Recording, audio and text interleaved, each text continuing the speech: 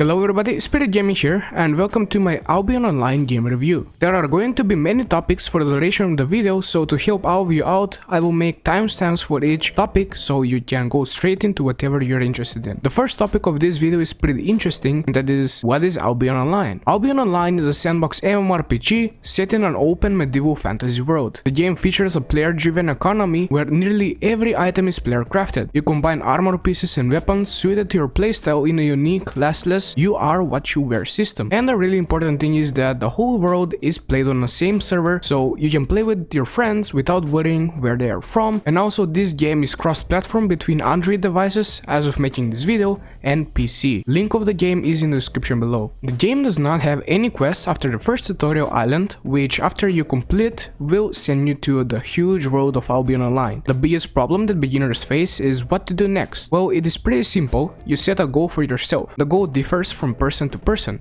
Some just like to become the richest player, some the best crafter, best PvP player, and many other goals. So the game lets you choose how you want to play. However, if you are not that into PvP, then I just want to say that this game is probably not the game for you, since yes, you can do all of these things, but there will come a point where you will have a crazy amount of silver and you won't be able to do anything with it. And when that happens, the only way to lose silver is to do full loot PvP in the black or red zones, which when you die in those zones, you lose all of the items that you're wearing except silver and gold. The second topic of this review is the Destiny board. This is one of the most important things in the game, since the game is not like most MMORPG games where you level your character, but instead in this game you level up your gear pieces. What this means is that if you are using, for example, boltcasters as your weapon, you will not be getting any fame or experience on any other weapons that exist in the game. Fame is, as I said, the experience of the game, and you get it by doing PvE, crafting, refining, gathering, farming, and etc. Now do not worry, since once you max out a gear piece and continue using it, you will start getting fame credits, which you can use to level up any other gear pieces that you won't be using or you're planning to use eventually. The third topic of this review is the player-driven economy. This is one of those games where the developers are only updating the game while the players control it. Now, to give you an example of the player-driven economy, there are 6 main cities and each of them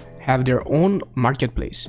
Any item has different prices in all of those cities, which means even one player can move the whole economy by crafting an item 100 times and selling it on the market for a lower price than any other player that has placed that item. What this means is that that item will have its estimated market value lowered and people will more likely buy your items, which means the other players will lower the price of their items, making a drop in the price of that item. The only thing that the devs can do is nerf the item, which most of the time makes the item even cheaper. The fourth topic of this video is the unique classless system called You Are What You Wear system. What this means is that you can equip different gear pieces and each one of them will let you do different things. There is a crazy amount of gear pieces in this game, to the point where many players don't even know what some of the items do. But in the end, you can create your own builds that suit your playstyles and not just copy the builds of different players. All of this makes the game feel unique for every single player, and that is why I love it. The fifth topic is the combat system. The combat system in Albion Online is pretty simple. You have 6 different active abilities, 3 from the weapon you're wearing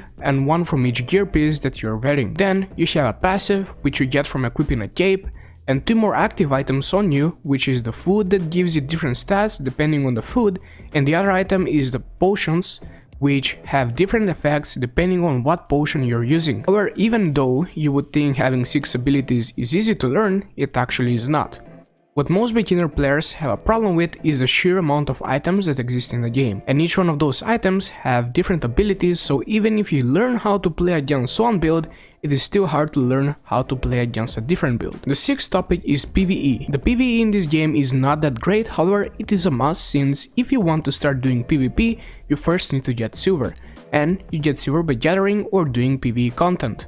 Now there are many different PvE things you can do. Some of them are random dungeons that spawn in the world, then you have corrupted dungeons, which are a mix of PvE and PvP, then you have the dungeons that spawn in the Valonian roads, the chests that spawn there, and hardcore expeditions, and of course many other PvE things you can do. Some of the things I mentioned are safe to do and get you a nice amount of silver. However, if you do want to get even more silver, then you will have to risk quite a bit, meaning you will do PvE content in the black zones where any player can start attacking you, and if you die, you will lose all of your gear riskier. This basically means the more you risk, the better you get rewarded. The 7th topic is the PvP. Now, there are many different PvP types in Albion Online, including 1v1, 2v2, roaming, ganking, dungeon diving, 5v5, small group PvP, ZVZs, faction fights, GVGs, and more. I will be doing a guide for all of those topics soon, so make sure you subscribe to know when I will post them. But to give you a brief example, 1v1 PvP is mostly done in corrupted dungeons, where you queue up for a fight, but while queuing up, you defeat monsters that give you fame and infamy. The more infamy you have, the better the rewards get at the end of the run. After the game finds you a match, you will either get invaded or invade someone's dungeon, where if you kill the player,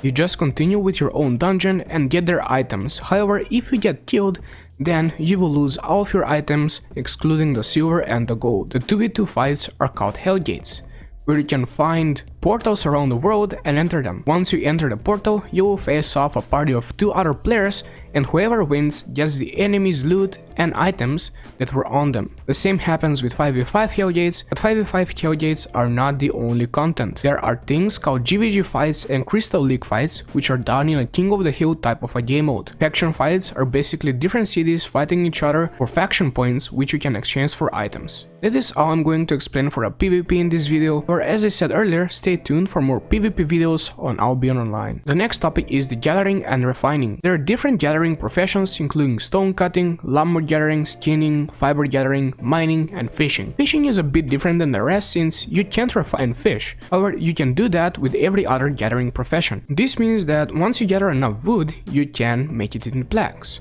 Or when you gather enough stone, you can refine it into stone blocks. You get the idea. You gather and then you transport what you gathered and refine it, and after you refine it, you can sell that product for nice profit. The higher your gathering level, the better, since you can gather bigger things that give you more silver. Crafting is interesting too, since you can craft anything in the game. I won't go too in depth in this video, however, I will give you a quick review of the crafting system. Basically what you do is you buy or gather the required materials for a crafting recipe, then you go to a crafter, give them your materials, and you will craft an item. Each city has a different bonus for crafting different items, so please check that before you focus too much on it. But yeah, that was basically the quick overview. However, as I said earlier, I'm planning to do a video on all of these different topics, and depending on when you watch this video, I might have done it already, so check my channel out and subscribe. This next topic is what interests most people, and that is demonetization. Many of you are asking yourself, is this game actually free to play or is it pay to win? And my answer is yes, this game is probably the most free to play MMORPG game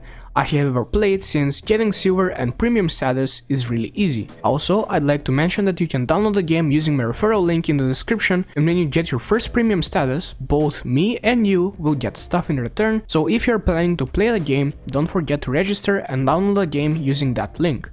Or if you don't want to, the game is available on Steam as well. The last thing about this topic is that yes, you can buy gold with money, which can be transferred to silver and vice versa, but it is so easy to get silver to the point where buying gold is a waste unless you want to support the developers or you don't have the time and patience to grind out silver, which as I said is actually pretty easy. The next topic is the community in game. Now, just like in any other games, there are many toxic people, but of course there are also helpful and chill people. But I would like to say that it is your choice on what people you choose to play with.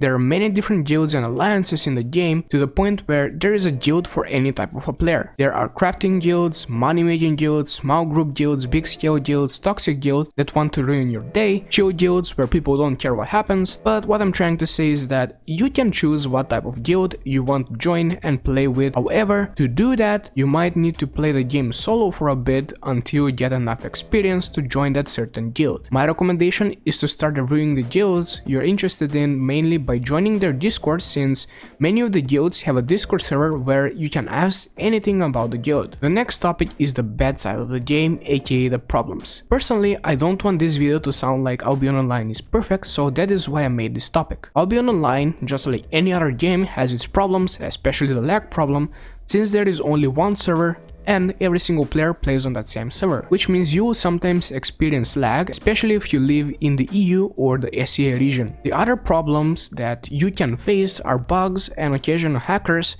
or even players that play on two different devices at the same time. However, there's a cool little trick to this that you can just record when you see some bad stuff going on and then make a forum post and report that player. This means that that player will most likely get banned if they actually did something wrong. Another problem is that the game is not getting big updates frequently, however it does have daily server maintenance, which is one of the most awesome things that you can have. And of course, the last topic is the conclusion. As I said at the start, Albion Online is a sandbox MMORPG that has a unique, classless system and player-driven economy. The game allows everyone to play together without limiting you to play with only EU, US, ACA or any other players in the world, since this game has only one server and everyone plays on that same server. The main point of the game is any kind of PvP, whether it would be really small group PvP, solo PvP, small group PvP, or even large scale PvP. You basically choose what is fun for you or what you can do. The PvE is okay, but not the best. However, it does allow you to have multiple playstyles.